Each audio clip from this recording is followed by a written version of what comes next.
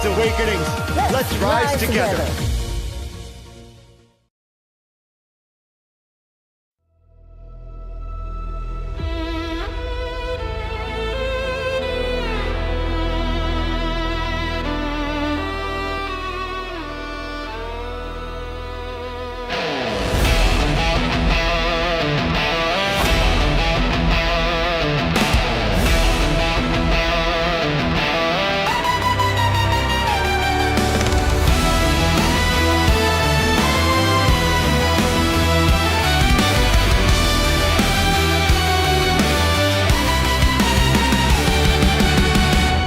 Laid bare shadows collide, hidden truths in the tide, a spark in the dark, it glows.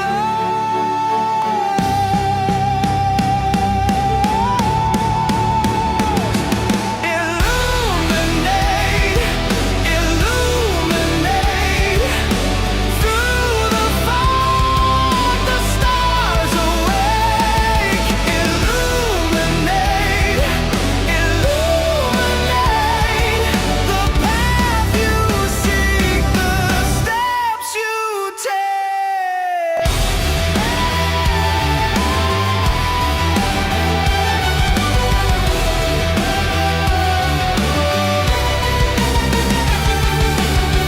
Thunder rolls, whispers rise, the deck unfolds, no disguise. Light cracks the veil, it shows.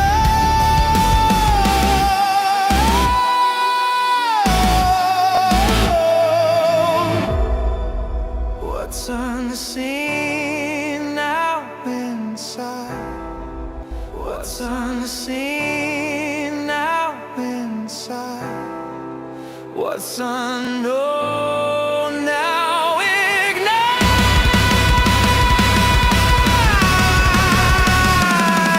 Illuminate, illuminate, through the fog the stars awake.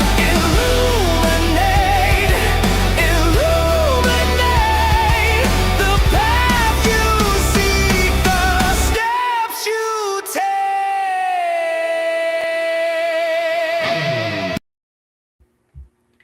Good morning, everyone. I am so happy to see you.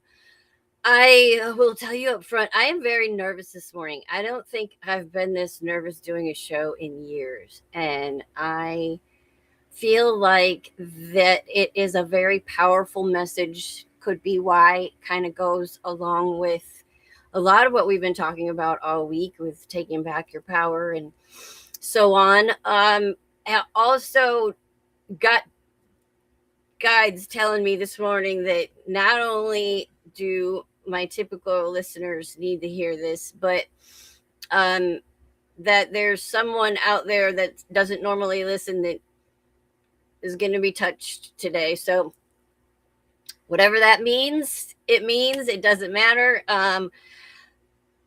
For those of you who haven't been here before, what we do is we do a collective reading that I pulled last night. Did some we go pretty extensively into each card. We're not going to just focus on the card in its upright and what it means. We are going to focus also on what the shadow aspects are, what that card was in what in reverse, what we had to go through to turn that card upright and get to the point where we need to be, so that we can take a look back and go, oh, that's why I had to go through this to get to this. So, and we're going to do a little inner child look at each card as well to see, where the original wounding could have come from. Because once we know these things and we are able to look at them, we can go into the process of healing them and getting past them and learning why we respond in a certain way, and then move on to turn that card in the upright and be that full person, be that full self that we need to be. So Oh, okay, that calmed me down just a little. Know that if you're, like I said, if you're here for the first time, not all readings always resonate with you. If it does, take what's yours. If it doesn't, leave it.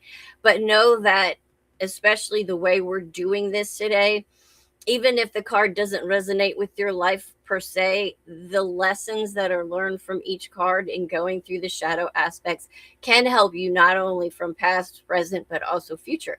So they're typically actually in the way that we're doing it, there is something for you.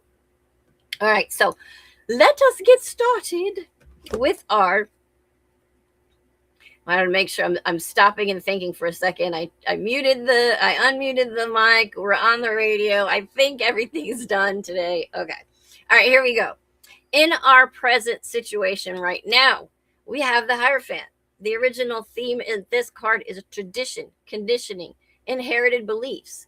You were likely shaped by rigid systems, family, religion, culture, relationships, or emotional rules that taught you who you were allowed to be. This card often appears when someone realizes, I didn't choose these beliefs, I inherited them. In work, you may feel trapped in roles defined by external expectations rather than authentic desire. In love, you may have learned that love equals duty, endurance, or self sacrifice. In general, family systems have valued conformity over emotional truth.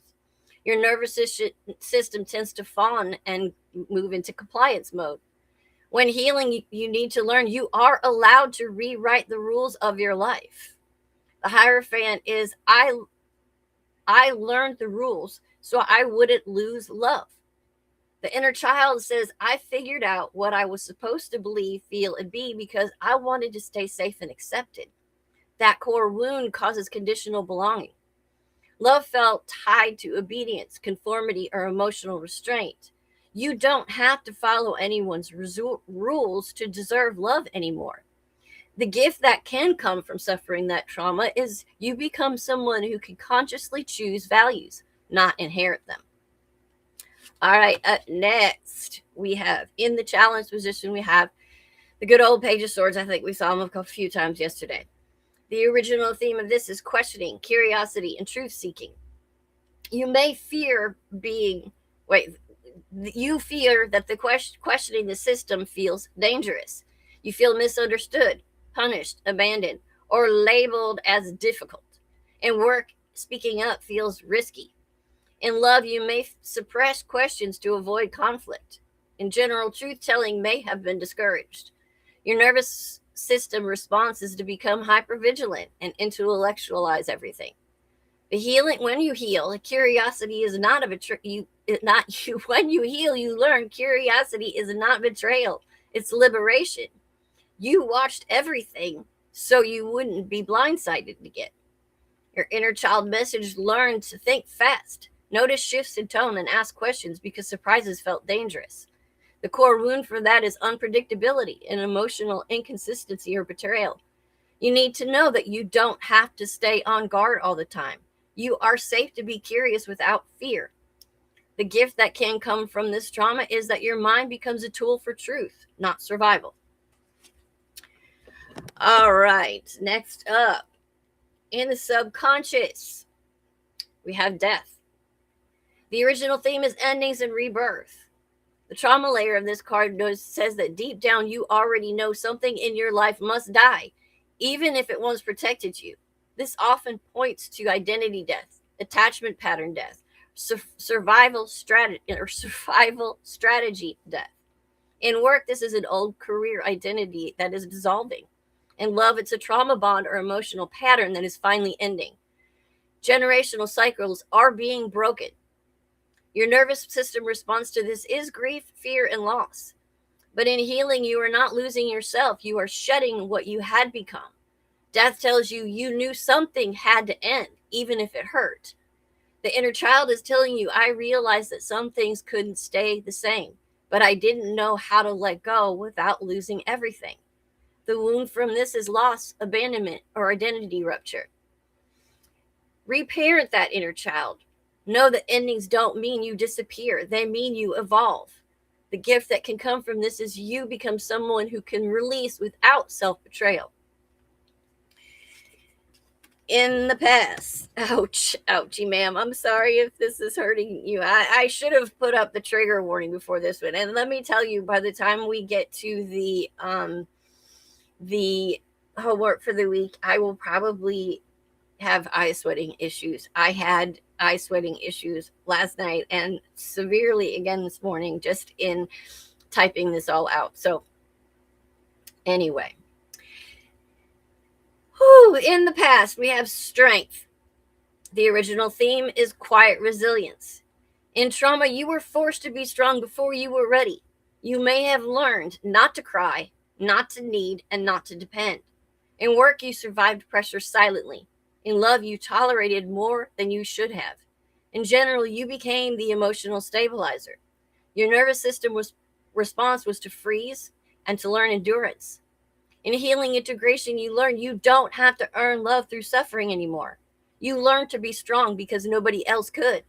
Your inner child says, I swallowed my feelings so I wouldn't make things worse.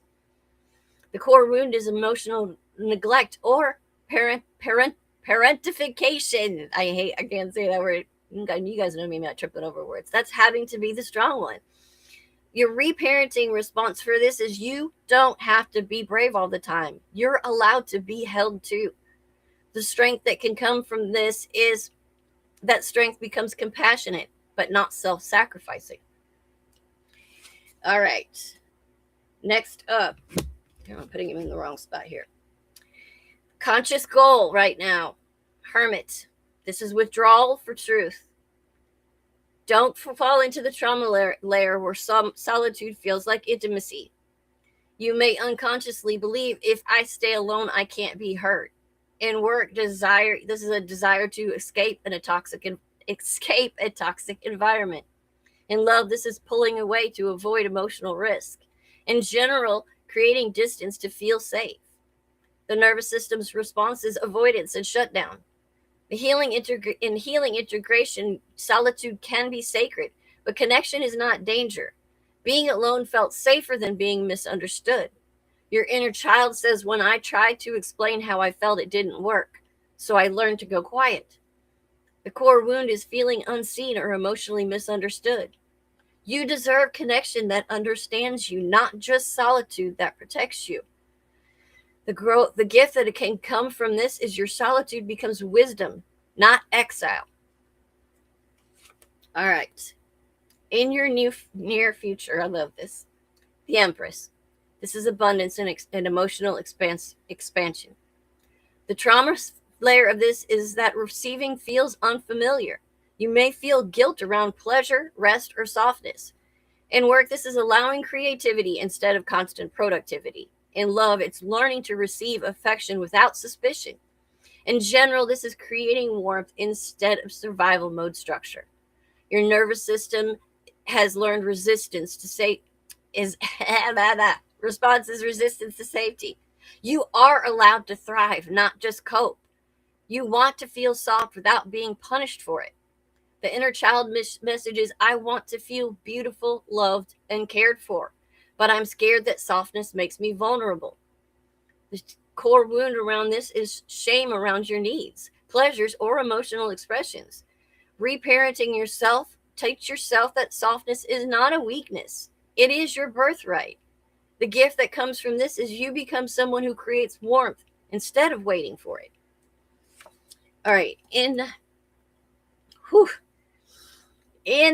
the place of self-perception, you have the Queen of Wands. This is confidence and charisma. The trauma layer of this is you're reclaiming power that was once suppressed. But part of you fears being too visible, too loud, too powerful, maybe too desirable. In work, this is stepping into leadership that feels both thrilling and terrifying. In love, this is owning your magnetism without shrinking. In general, this is reclaiming your role as a source of energy, not obligation. The nervous system response in trauma is, or the nervous system, the good nervous system, is fight and empowerment. Your fire is not dangerous, it's medicine. You want to shine without being told you're too much. The inner child is saying, I learned to dim myself so I wouldn't intimidate or upset anyone. This caused suppression of power, joy, or visibility. You need to relearn that you are allowed to be seen. Your fire is not the problem. Your gift from this is that your confidence becomes contagious and healing to others. All right. Whew. In the external influences currently, we have the Six of Wands. We've seen a lot of these cards over the past few days. I believe the Queen of Wands was one of them. All right. The original theme of this is recognition. The trauma layer of this is that you feel that others see your success, but they don't see your wounds. You may feel some imposter syndrome, pressure to maintain an image, loneliness at the top. In work, this is public validation versus private doubt. In love, this is being admired but not fully understood. In general, this is feeling celebrated but completely unseen. Your nervous system response is performance mode. To heal, you need to know that you don't have to perform to deserve belonging. Everyone sees your don't be saying everyone sees my let them see your success. They don't need to see your pain. Your inner child says, I wish someone would notice how hard this actually was. The core wound is feeling praised but not emotionally understood. Reparent that response and tell yourself you don't have to earn love through achievement. The gift from this is that you learn to separate worth from performance. All right. In your hopes and fears, we have the Page of Pentacles. New beginnings. The trauma layer of this is you want stability but fear disappointment. Starting over feels hopeful but also terrifying. In work, this is fear of failing again. In love, this is desire for gentle, slow love, but the distrust of it. In general, this is building safety from scratch. Your nervous system's response is cautious optimism. The healing integration is small steps are not weakness, they're wisdom. You want to start over without being afraid. Your inner child is saying, I want something new, but I'm scared it will fail just like before. The core wound is disappointment, instability, or broken promises. Reparent yourself. You're allowed to begin again, slowly and safely. Your gift from this is that your hope becomes grounded, not naive. I'm taking just a second to look at the chat. I've never belonged anywhere. Jeez, this is like your cards decided to slap you around like crazy today. I felt that way before, and I'm going to tell you a little story that I actually noted myself to remember to tell you guys at the end of this. That we'll talk about that just a little bit. All right. Last but not least, in the outcome, this is good, guys. We have the Emperor. The original theme is this is sovereignty and leadership. The trauma layer is you are reclaiming authority over your life after periods of powerlessness. This is the archetype of I decide now. In work, this is owning your path instead of submitting to systems. In love, this is choosing partners, not tolerating them. In general, this is building stability on your terms. Your nervous system response was regulated power. The healing integration is that true control is not domination, it's grounded self-leadership. The Emperor says, I want to feel in control of my own life. Your inner child would say, I don't want to feel powerless anymore. The core wound of this was loss of agency, chaos, or domination by others. Reparent this response. You are the authority of your own life now. 1717. And the gift that comes from that is that your power becomes stable, protected, and self-directed. The hidden trauma narrative of this spread tells a story of someone who was shaped by rigid systems in the Hierophant, learned to survive through strength and silence in the Strength card, began questioning everything in the Page of Swords, underwent identity, death, withdrew to find truth in the Hermit, relearned softness and pleasure in the Empress, reclaimed visibility and fire in her Queen of Wands, was seen as successful but felt unseen in the Six of Wands, wanted a new beginning but feared it in the Page of Pentacles, but finally stepped into sovereign authority as the Emperor. You are moving from obedience to survival to authenticity and sovereignty. Your inner child's story of this spread, if the inner child could tell the whole story in one voice, it would say this: I learned how to follow rules so I wouldn't lose love. I learned how to watch people so I wouldn't be surprised. I learned how to be strong so I wouldn't fall apart. And I learned how to be alone so I wouldn't be misunderstood.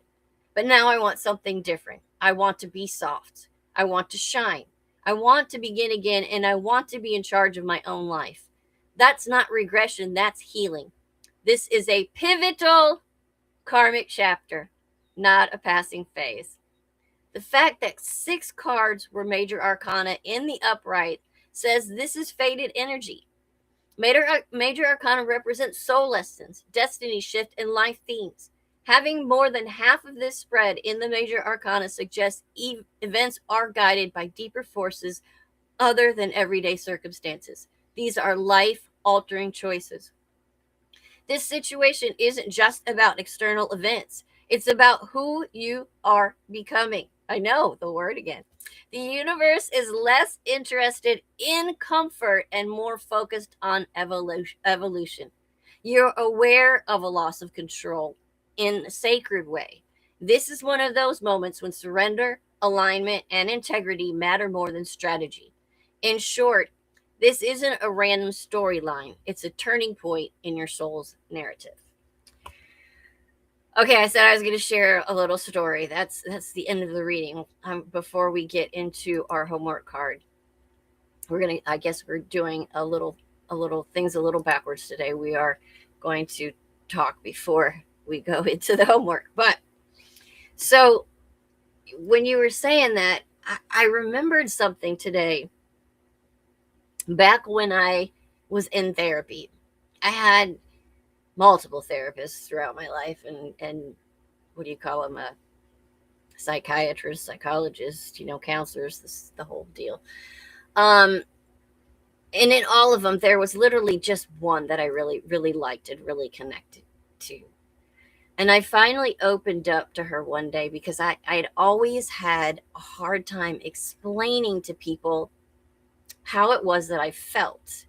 I couldn't really put it into words.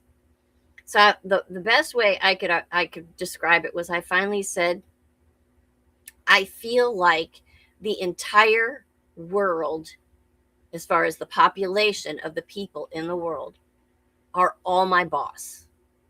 Literally, I work for everyone and I am beneath everyone.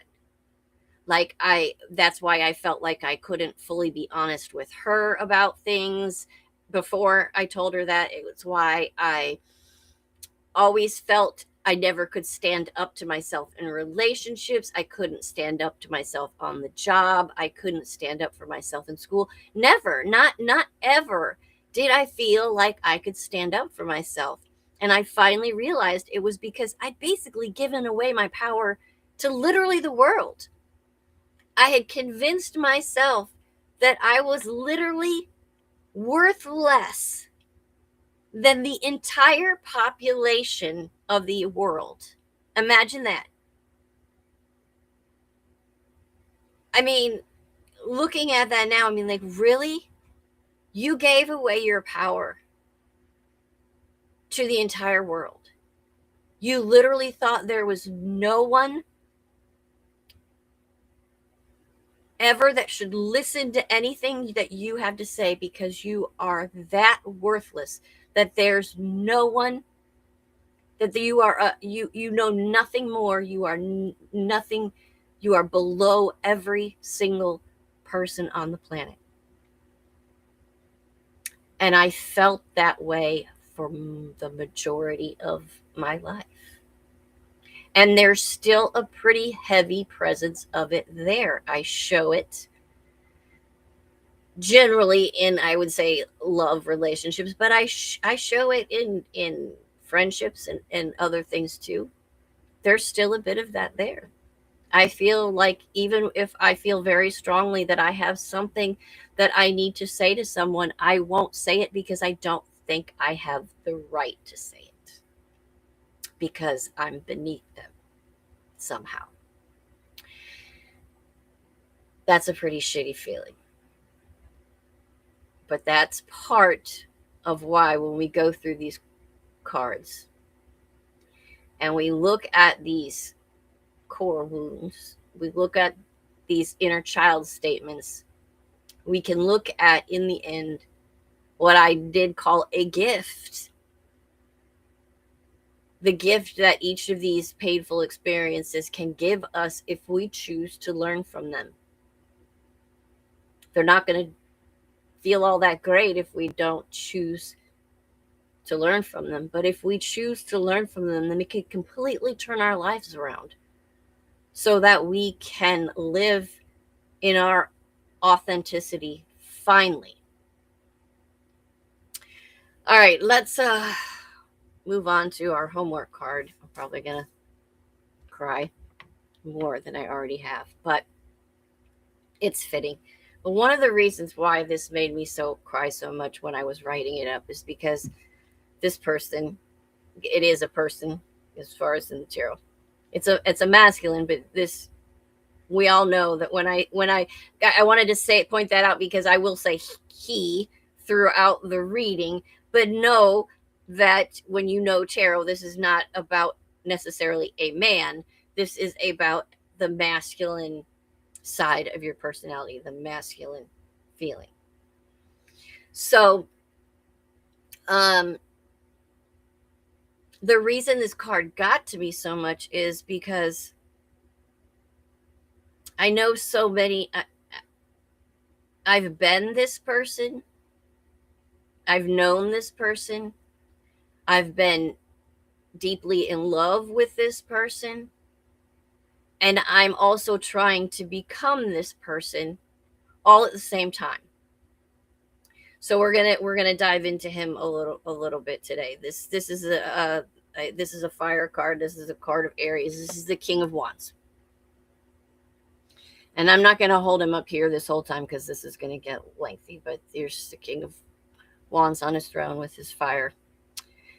All right, so King of Wands.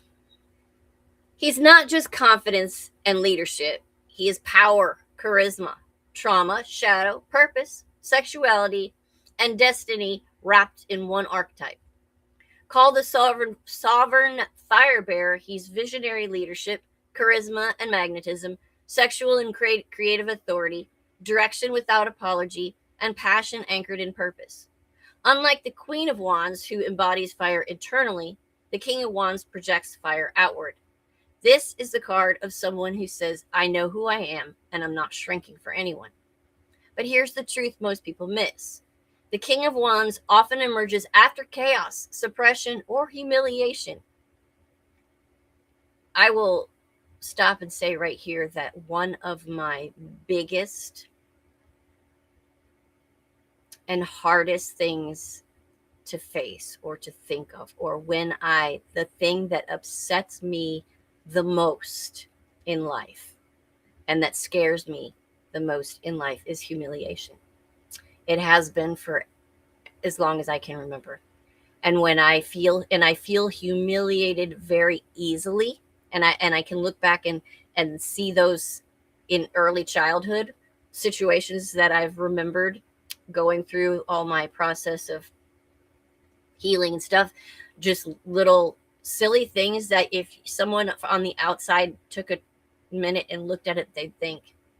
I'll tell you a little story. I'm going to break in the middle of it here, but I'm going to do this because it came up, but just to show you how silly it is. My parents, I probably was 7 or 8 because I think my brother was newborn, so I was probably 7 or 8 years old.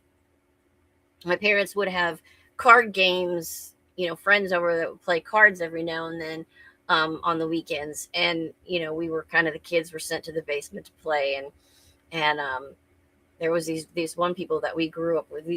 They moved with us to different cities. It's not with us, but like my dad would get transferred somewhere, and then this man would get transferred and their kids. So we kind of grew up together and stuff. But anyway,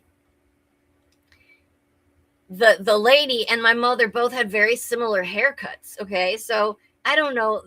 We were in the bedroom playing, and for some reason, I don't know if we were playing Truth or Dare or something silly like that, but I came running out of the bedroom, ran around to the chair that I saw the back of the head, ran around the chair, kissed this woman on the cheek, and then started laughing. And it must have been like a dare thing, but it was not my mother. It was the other woman. And I remember feeling absolutely devastated, just devastated. I was so embarrassed, and I felt so humiliated that I can still feel the feeling. And why? I mean, you guys must be thinking, what? That's silly. It is. It's really silly. But that's how far back I can't. I've not yet figured out what the original thing that maybe led to this trauma trigger in me, but something in me triggers big time if I a humiliation feeling, and I can't stand it. It's awful to me. Back to the King of Wands. All right. Remember that power is rarely born in comfort. The psychology of this is going from powerlessness to power. The King of Wands often represents someone who once felt silenced, controlled, underestimated, or emotionally dominated. So they developed a powerful identity as a form of self-protection. Their overcompensation through confidence tells them, if I'm the strongest presence, I can't be erased. Their fire becomes their armor. Unfortunately, this can lead to dominance instead of leadership, arrogance instead of confidence, and intimidation instead of inspiration. The healing truth: true power doesn't need to prove itself. The King of Wands is regulated fire. In healthy expression, it's mobilized energy without chaos, action without panic, and passion without loss of control. In trauma, it is a fight response disguised as ambition, restlessness, addiction to intensity, and fear of stillness, with the core fear that if I stop moving, I'll feel what I've tried so hard to keep buried. The healing shift begins when learning that presence is more powerful than the performance. Let's be brutally honest. The Shadow King of Wands can be emotionally unavailable, controlling, addicted to admiration, reckless with other people's hearts, allergic to accountability, and charismatic but unsafe, and visionary but inconsistent. This is where I start losing. In relationship, he's the I want you but don't limit me, the I lead you follow, and the I love the chase more than the connection. In work, he's brilliant but unstable, inspiring but unreliable, and uses ego-driven leadership. Ask yourself, are you leading your life or performing power to avoid vulnerability? In a healed love and attachment, this king is passionate, loyal, an inspiring partner, a protector without possession, and a leader who empowers others. However, the trauma expression of this is an avoided attachment with charismatic charm, hot and cold behavior, and fear of emotional dependence and power struggles. The deeper truth is this King of Wands often fears intimacy because intimacy requires surrender, and surrender feels like the loss of control. Once healed, he learns love is not a threat to his sovereignty, it's a mirror of it. The King of Wands is destiny, energy, in career, and appears when you are meant to lead, not follow. You're meant to create, not comply, and you're meant to build something original. In a trauma twist, you may equate worth with productivity or impact. Are you driven by vision or fear of irrelevance? Are you building legacy or escaping emptiness? When aligned, leadership is rooted in service, not ego. The King of Wands represents the desire to be seen as powerful and competent, difficulty showing vulnerability and carrying the role of the strong one. It's an emotional distance at home, difficulty relaxing, and constant sense of responsibility. You don't have to be impressive in your own sanctuary. If the King of Wands were a child, they would say, if I'm loud enough, bright enough, and powerful, if I'm loud enough, bright enough, and powerful enough, no one will ignore me again. The core wound of this is the feeling of being overlooked, dismissed, or controlled. Reparent yourself and know that you don't have to roar to exist. You are seen even in silence. The gift that can come from this is that your passion becomes purposeful leadership instead of reactive fire. The shadow child whispers, if I'm not in control, I'll disappear. But this part of you may sabotage intimacy, reject guidance, and fear dependence, and equate vulnerability with humiliation. Yeah, it's hitting very hard today. I know. I know we're all getting it a little bit. The fear of dependence and equate vulnerability with humiliation, but the truth is control is not safety and connection is not weakness. The King of Wands is a soul that incarnated to initiate change, break stagnation, awaken others through example, and embody creative force. But karmically, this soul often carries lessons around such as misuse of power in past lifetimes, abandonment wounds, ego versus service, and passion versus responsibility. This card often appears when someone is learning, my power must be guided by conscious, not instinct. The King of Wands, along with the rest of that spread, with the Queen of Wands, shows you're reclaiming your feminine fire. Emperor showing your sovereignty and structure. Chariot directed power, and now the King of Wands embodied leadership. This is not random. This is the narrative of someone moving from suppressed fire to conscious fire to sovereign fire. In other words, you're no longer just healing, you're becoming dangerous to your old limitations. And in order for us to embody the healed King of Wands, we need to lead without dominating, feel without losing control, and desire without destroying, inspire without performing, and act without abandoning your own emotional truth. The highest expression of the King of Wands is not power, it's aligned authority. Doing a deep dive on the trauma pattern of the King of Wands, we learn that trauma patterns are not weakness. It is what happens when a naturally powerful, passionate soul had to learn power the hard way. At its core, the wound is, if I'm not powerful, I'm not safe. This pattern often forms in people who experience being controlled, silenced, or dominated. They suffered emotional neglect, masked as discipline. They grew up with unpredictable authority figures, were punished or ridiculed for expressing pain, passion, anger, emotions, or individuality. They had to grow up too fast, and they were admired for strength, but not nurtured emotionally. This child learns that vulnerability equals danger, dependence equals humiliation, and emotion equals loss of control. So the psyche adapts, not by shrinking, but by becoming fire. Underneath that air of confidence, there are subconscious scripts like, if I don't lead, I'll be led. And if I don't trust anyone, power over me. If I slow down, I'll feel pain. If I'm not impressive, I'll be invisible. If I need someone, they'll use it against me. And love means losing control. These big beliefs create a personality that looks strong but is actually protecting something tender. They adapt hyper independence, refusal to rely on others, difficulty asking for help, and pride in self sufficiency.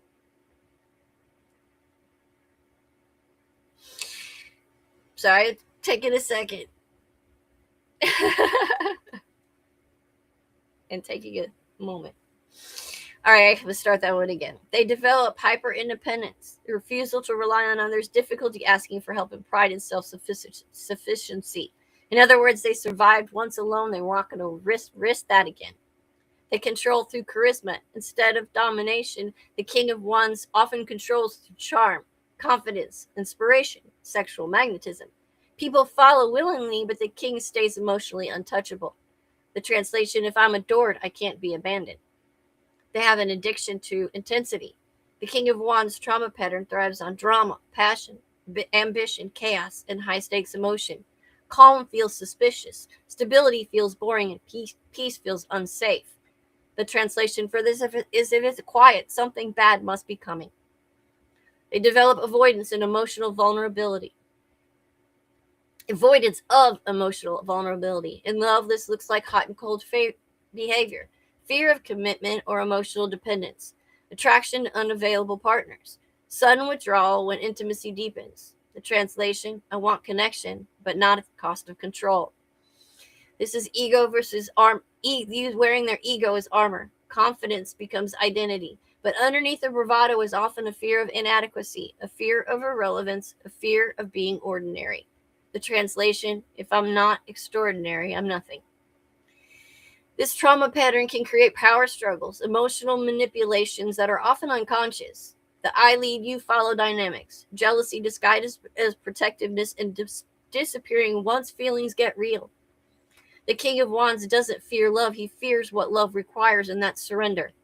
He has a restless energy, impatience, and difficulty relaxing, constant drive and fear of stillness, because stillness equals emotional exposure and movement equals safety. The nervous system says, if I keep moving, I won't feel. What's hidden beneath this? If we strip away the archetype, the King of Wands trauma pattern is often rooted in being unseen as a child, having emotions minimalized, being valued for performance, not presence, experiencing betrayal by authority figures, and losing trust and stability. So the psyche decides, I will become the authority. But here's the tragedy. The king becomes powerful, but lonely. The healed king needs to learn that healing doesn't kill the fire, it refines it. The healed King of Wands leads without dominating, loves without controlling, desires without consuming, rests without guilt, and connects without losing sovereignty. My power is safe even when I'm vulnerable. Here the transformation shifts from control to trust, intensity to depth, dominance to leadership, independence to interdependence, and performance to present. The ultimate lesson, the King of Wands does not lose power by opening his heart. He finally becomes real. And that, my dears, is the homework for the week. That was a big, big message today. It really was. I've got soul meditations and soul truths. If anyone wants one or the other. I know Micah doesn't. For some reason, I'm feeling soul truth. Yeah, wow, I was right. That was a big one. This grants have to be at your blog, in the group page, and anywhere else. Don't make me cry more. Okay, I'll make sure it gets there. Yeah, that was a big one today. I told you. That's why I was nervous before the show. I felt it last night. I did. Whew, there was a lot in there. That's why I said, as far as the King of Wands is concerned, I've kind of been brought up around the ones in the trauma state. Been raised around them. I've been married to them. I've been madly in love with them. I've been them. And now I'm in a place of wanting to gather that energy in myself, to be him. So every single aspect of that, from the childhood wounding to what the inner child, to the entire absolute from start to finish, and we've all been there.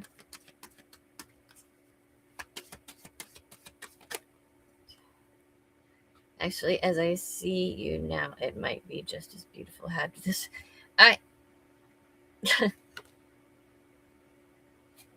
okay. Gonna cry some more.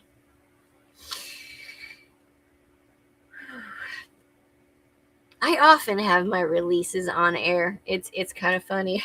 I don't know why it always happens that way, but honestly, I think it probably yeah, okay. My guides are saying because it's more real, and it shows people that we've most of us have been in these situations, and we're here to help each other get through them. And so nobody asked for a card yet. I was just flipping, and so go ahead and ask if you want one while I'm reading this, because after I read this, then I will just give you a soul meditation for the week if nobody else asked. But this is what popped up for today. It's, am I apologizing for my truth? Yeah, I know everyone is digesting, so we're just going to end with this because it's pretty fitting. Okay, now we're going to give Nikki Lee one. Okay. What part of you is apologizing for your truth and why? Today, be proud of your truth. Catch yourself when you want to apologize or withhold parts of it. You never know whose life you will change when you are brave enough to speak it. Be the lighthouse, oh man, that shines on the courage that lives in all of us. This will give others permission to speak their own truth. There is room for all of us. And today's mantra is courage is contagious. Oh, okay. Apparently that one was for me. I hope I can read. Micah. Oh, wow.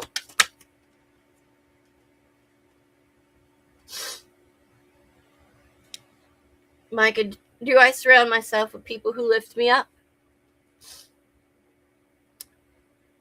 The people with whom we surround ourselves determine who we become.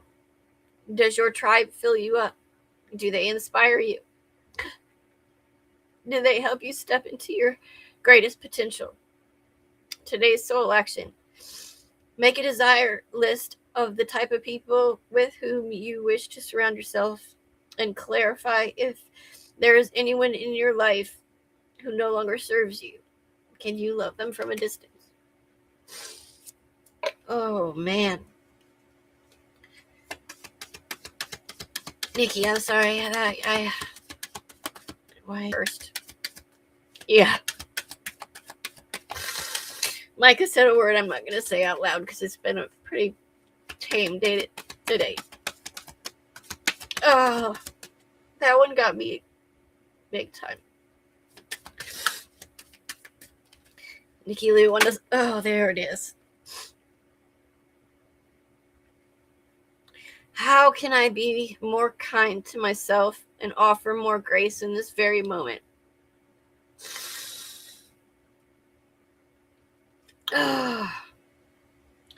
Growing our self-love is medicine to the world's broken heart. When you heal, we all heal. When you give yourself more grace, you are able to give the world more grace. Look at yourself with the grace filter. You are meant to be in this moment of your life. Release the inner critic and fill in that hole with your soul's truth. And you are infinite. You are loved and you are already there. Wow. Okay, bubble kittens. For some reason, they're all killing me today. Rocket Cherry, I'll get you one too. I'm not getting you two, but I'll get you one. I don't know if I can make it. I'm about to sob. I know, Nikki Lou. That's what I was thinking. It's like they're all. Hi, bubble kittens. Where can I create more space? Instead of filling yourself up with busy work and things to do, create more sacred space in your schedule, in your home, in your mind, your lungs, and your heart. Take time to just be. Do a clutter detox of your schedule, home, and innermost self. Make space and clarity will come. Woo! Rockin' Sherry. Damn. And three. So you're getting the first one. How? I got a feeling it is going to continue into risers today. All right, Rocket Cherry. How can I deepen my trust right now? Trust, surrender, let go of the wheel. You can trust. You can trust yourself. Trust fully in yourself so that you can deepen your trust in others. Trust creates safety, and when we feel safe, we feel unstoppable. Let go of trust. Today, find your center in the chaos and be certain with yourself so you can deepen your trust in others. Wow, that was an emotional show, guys. Let's just, out of random curiosity, see what the soul, well, I'm not doing all of those. It must be that one. Okay, may you know energy. This one I'm going to need today, because let me tell you, I did, this will be day 2 of my Tony Robbins experience, and you definitely need energy when it comes to that. I got to tell you, I felt a little bit silly at first, but I realized that making yourself move and getting your body moving does move your, if you're sitting there wallowing in your thoughts and something that's really bothering you, get up and take a jog around. Wiggle around like a freaking idiot for a few minutes. So let me tell you something, you forget about those shit that's going on in your brain pretty quick. So may you know energy. May you know the power of your energy. You are energy, and everything around you is energy. Knowing that, what kind of energy will you create today? What kind of energy do you want to breathe into your heart and into your shoulders and into your mind? Energy is a sacred, powerful tool. Harness it to work for you and for the good of the collective consciousness. Well, I would say one of those, what's mine is mine and what's yours and yours, but I think a lot of it was mine today and a lot of it was all of ours today, and I think we all got it. I think we're starting to get the message. At least I hope so. I have nothing left to say. I believe that there is voices on the rise tonight, but I saw the face and the person and everything this morning, I thought, but thank you, Micah. I'm going to say this out loud. He said that was the best show yet, and he loves me, and I'm going to say that out loud because I felt that. Sparrow is the spotlight tonight. She's amazing. So if you come on over to Rise Radio and check out Voices on the Rise tonight with Heathery, and listen to some of Sparrow's music. Gosh, I don't even know what to say. I'm so bleh. I'll see you back on Monday, or be here Monday morning at 11 a.m. for the Bloom with Reverend D, because it's a great show and she's doing amazing work. And, you know, it's thanks to some things that she said to me and things that Mike have said to me and things that we've all learned together in this room that are, you know, bringing about the positivity and the changes and the good things. So tune into her at 11 a.m. And Mike and I will be here Monday night at 6 p.m. for the Messengers. And it will be my first full day in the 6th decade of my life. Yep, I'm throwing that out there. I ain't even going to even try to deny it anymore. I don't give a flying you know what. I am going to be 60 on Sunday, and I am claiming that with proud, whatever you want to call it, because 60 is fabulous, and that's all there is to it. I love y'all. I love y'all so much. I will see you on Monday. I hope you all have an amazing weekend. Thank you so much for the early birthday wishes. Well, yeah, you're right. My 7th decade. Okay, I'm a 7th decade. I'm sorry. I was messed up there. But all right, y'all. I love you so much. Have a fantastic weekend. It's going to snow here. We're like almost 5 inches, I guess, or something like that. So it's going to be fun. Another fun one. But anyway, I love y'all. I'll see you soon. What's unseen now inside? What's unknown now ignite?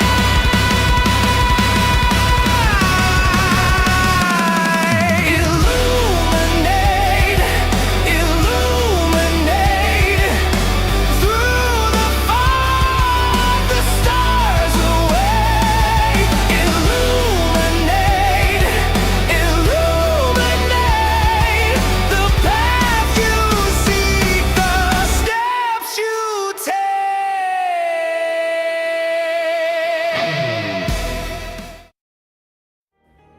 Hey, this is Brindle Wolf. And I'm Lunaria. You're listening to Rise Awakenings, part of the Rise Radio Network where advice meets action.